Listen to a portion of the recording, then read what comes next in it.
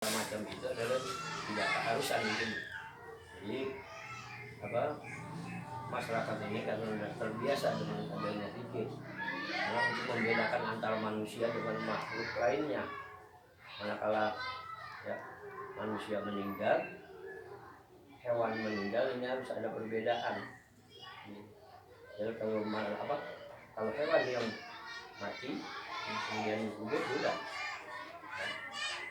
Tapi kalau untuk manusia, karena ada yang keluarga yang ditinggal, maka untuk menghibur salah satu ahli waris itu dengan cara berzikir.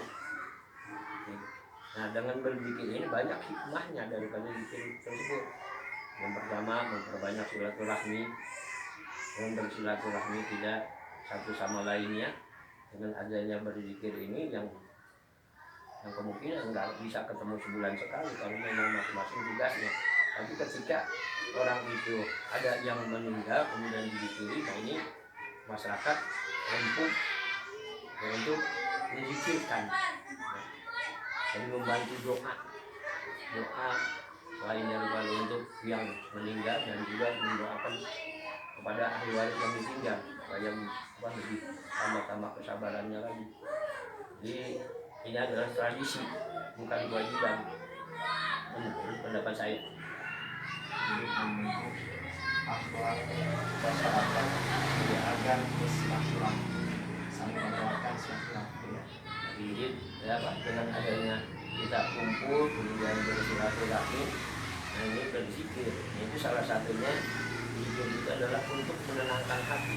Dengan hati tenang itu kita dapat melaksanakan apa saja yang baik untuk diri kita dan untuk keluarga, juga serta untuk masyarakat itu dan Dari awal yang baik, iya, kedepannya akan baik. iya. Yang kedua,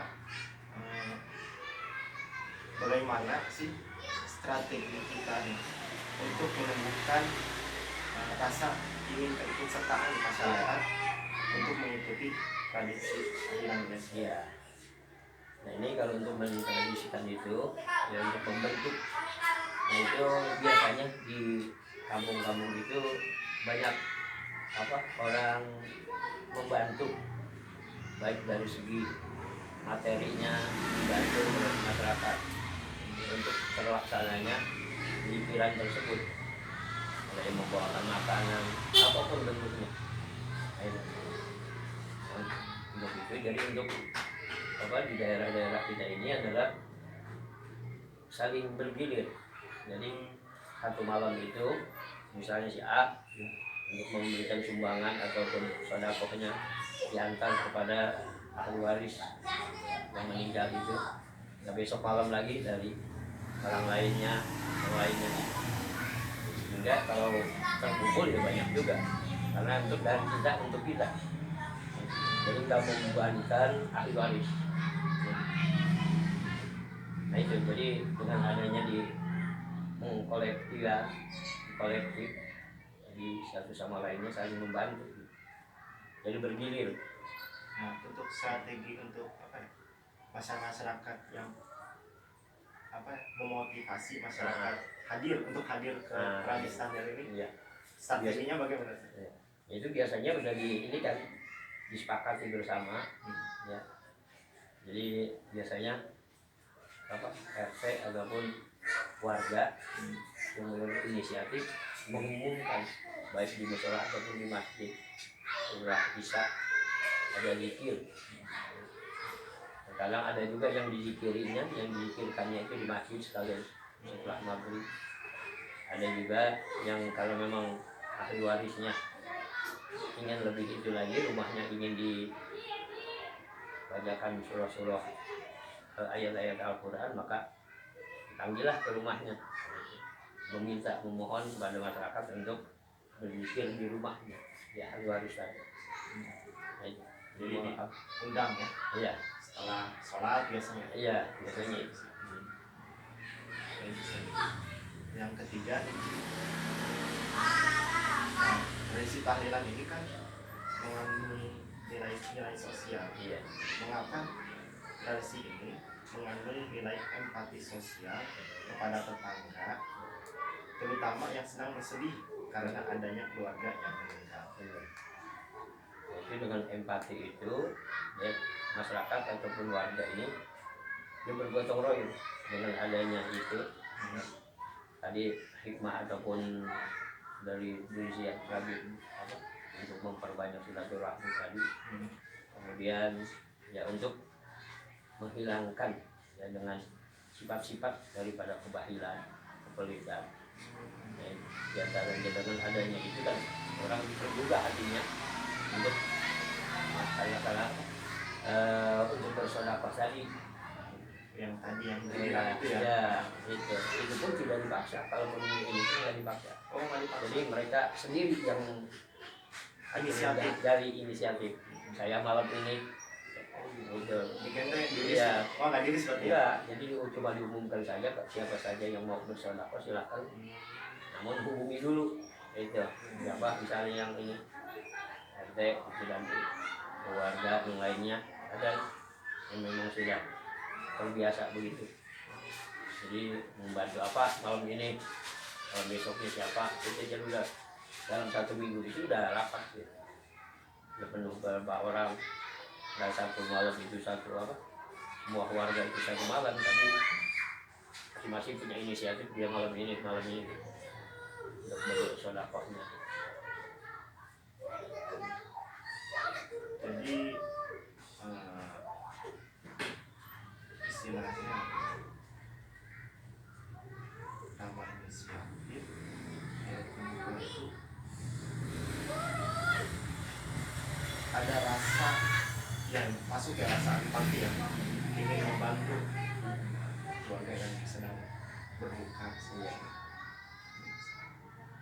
Yang keempat, mengapa tahlilan sebagai cara untuk menghibur anggota keluarga yang sedang bersedih? Nah, kenapa sih tahlilan dan yasinan ini? Tahlilan ya, tahlilan sama aja ya.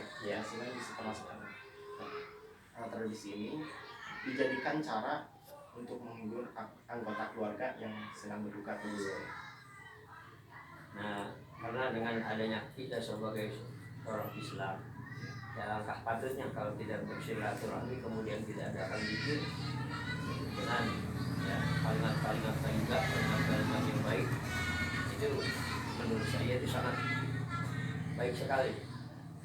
Ya, dibandingkan apabila kita berdatangan situ ketawa, ketiwi di situ, apalagi sampai bermain-main dan dilarang, alangkah eloknya sebagai orang Islam. Adalah apa? Kita sebagai umat Islam ya tidak sepatutnya menghibur dengan cara masing-masing, ya, dengan cara-cara tadi dengan cara-cara yang baik, dengan adanya zikir. Meskipun tidak diharuskan menjadi bagi orang yang ataupun masyarakat yang memang ada waktu. Jadi dengan adanya itu menggugah hati orang, hati masyarakat untuk bisa berbagi, kemudian baik secara ya, material ataupun moralnya membantu. Jadi, kemudian dari tadi sudah disebutkan hikmah atau manfaat dari tahlilan dan yasinan ini. Kemudian dalam pelaksanaannya nih, pengaplikasiannya, apa saja sih tantangan dalam mengaplikasikan tradisi ini di masa sekarang? Kalau dari segi sosialnya gitu. Nah, tantangannya menurut saya itu tergantung dari siapa yang meninggal. Kalau memang orangnya dalam bermasyarakat hidup ya yang nggak bermasyarakat ataupun gimana ya, jadi nggak campur lah gitu. Sulit juga kita ya, mengundang-undang ataupun memberitahu kepada orang lain. Juga sosialnya iya, sosialnya kurang sehingga kan masyarakat juga ataupun warga juga bisa mengartikan itu. Tapi kalau bagi orang yang memang bermasyarakat, mulai aktif di masyarakat, ini nggak perlu diumumkan lagi. Ya, jadi itu yang dalam kendalanya. Kemudian yang terakhir ya Ustaz. Nah, tadi tradisi ini, apakah tradisi ini dapat membangun persatuan dan kesatuan secara sosial? Iya. Ya ini sangat membangun ya, untuk kebersamaan di masyarakat ini, karena ya, untuk menyatukan persepsi ya, masing-masing keluarga ini kan repot. Kalau kita sudah undang-undang, kalau ada yang datang, kalau undangan yang resmi gitu. Tapi dengan adanya undangan Allah yang mengundang ini, itu rasanya memecahkan masalah pun sangat mudah dalam hidup, karena warga kumpul. Tapi kalau memang sudah diundang, undangan yang resmi, malah lebih kurang peduli gitu.